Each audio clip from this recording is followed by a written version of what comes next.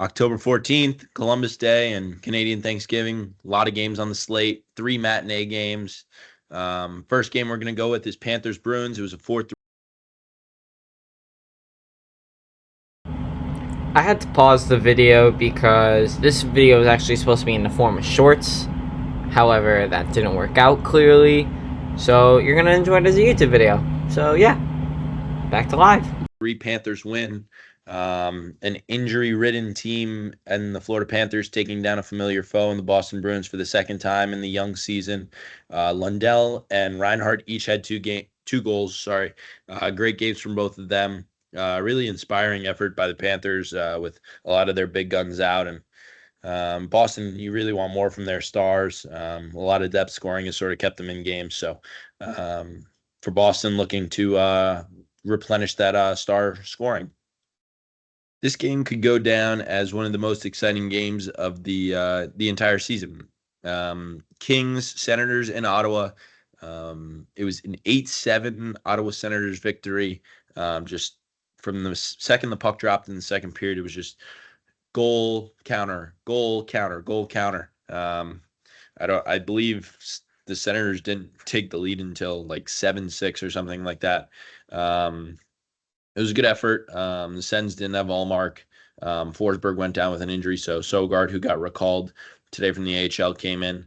Norris, great OT winner, scored 2 goals, really inspiring effort from him. And Fiala had 2 goals, both on the power play from the Kings.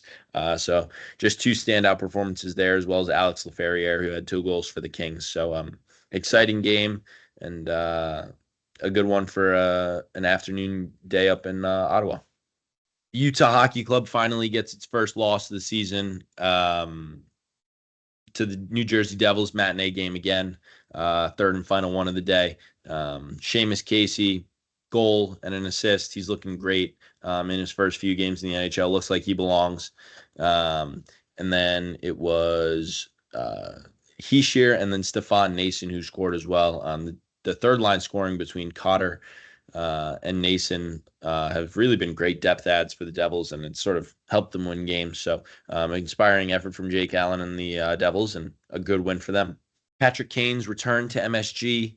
It was a 4-1 final, 3-1 with an empty netter. The Wings, their decor is catching up to them. It's not great. Don't have much firepower on offense as of right now. I mean, it's early in the season, so what's there to judge really? But for the Rangers' point of view, you're inspired by Mika Zibanejad having 3 points. I mean, he scored an empty net goal, so take that with a grain of salt, I guess. But if you're looking for a guy on that team to really refine form, he would be the guy. Shesterkin came up with a few big saves, notably on some power plays from the Red Wings. So good effort from them at a 6:00 start in New York, and it was a good one to witness. Next, Sidney Crosby up north of the border, up in Montreal versus the Canadiens. Inspiring start from the Penguins. They scored 2 to go up 2-zip relatively early in the game. And then it was all Canadiens for a good portion of the middle frame. They scored 3 unanswered. Notably, the 3-2 goal was by Emil Heineman, who scored a second goal in his second game. It was a rocket from the top of the circle on a 2-on-1 odd-man rush. Then Lars Eller tied it up, getting his second of the night. And then it was an onslaught at the start of the third period. Penguins scored 2, and then Malkin scored his 499th career goal, one shy of 500 on an empty netter to seal the deal 6-3 for the Pittsburgh Penguins. Last game of the night, the nightcap out in Denver. Islanders versus Avalanche. Patrick Waugh's unofficial return back to Colorado as a coach. Ilya Sorokin's debut following back surgery. It was sort of a slow-ish game. Got off. Ryder Ritchie scored his first career goal a minute in. So apart from that, it was a little bit of a slow start for the guys. And then Anders Lee snuck one in to tie it. And then it was more just Islanders all throughout the game. They never really let up the gas. 4-1 after 2. Middlestat scored early on a power play, but then Islanders added 2 more to make it a 6-2 victory. It was a injured Avs team. Inspired effort for most of it from them. Annunen continues his goalie woes, and Sorokin shines in the Islanders' first regulation win of the year.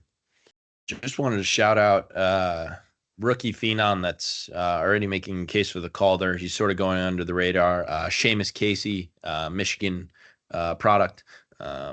He started hot. He's got 4 points in his first 5 games, and that includes 3 goals. All of his goals have been beauties. All in the power play, I believe, as well. So I guess take that with a grain of salt. But he's also been elevated to the first power play, as I was watching today. And he's only averaging about 12 minutes of ice time per game. So he's really making a case for himself to stay in the lineup following potential Luke Hughes and Brett Pesce returns to the lineup. He's really making the most of his opportunity, which is what you want to see out of a young kid. And it's not just offensively.